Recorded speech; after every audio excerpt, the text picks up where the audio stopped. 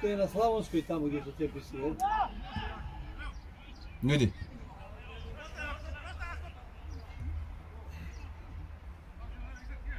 Aha. Ti to napiši, pa ti to napiši dečki ako ne... Mate Filipi. Mate Filipi. Njega niste zapisali. A to ima. I ovaj Mate Filipi i Ivan Teker. Matos. Ali sad gledaj ovo. Buki ovdje si cijelo vrijeme parkira za svoje i tebi meni. Ali dobro, ali daj ti meni loptu tamo iz auta mi najljepšu daš. Bravo, dobro je Teki bilo. Tu nisi mi je dao nego sve. Išao sam tamo Paveli da mi vodi igra. Bravo Buki! Isusa ti dobro. Buki, nema. Dobro, tuđa, dobro. Pa solo igraju, Bokte, ovo je druga građa. Amo Miro, zabij! Tako je! Bravo, Buki! Uđi!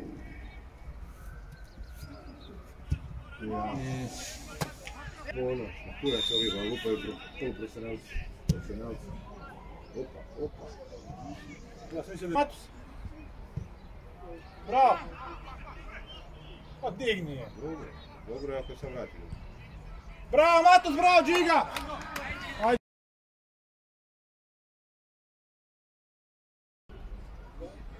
Evo, ide. Jo! To je već druga.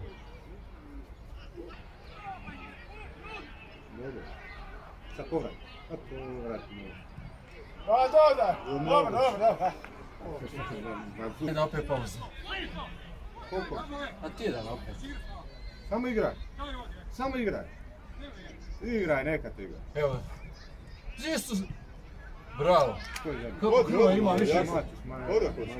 Vole na istu stranu. Vole ide ko avion. Go.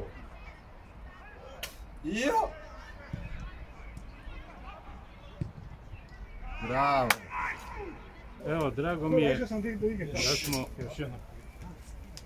da smo konačno jednu utakmicu bili efikasni, ne da smo puno fulali, ovak smo puno fulali i sad smo se možda malo raspucali, ali ni protivnik nije bil baš nešto i sve pohvale igračima i stručnom stožaru. Hvala. Kapetanu Leji. Nakon nervoznog prvog poluvremena i kad smo postigli prvi zgoditak, utakmica je krenula na naš mlin.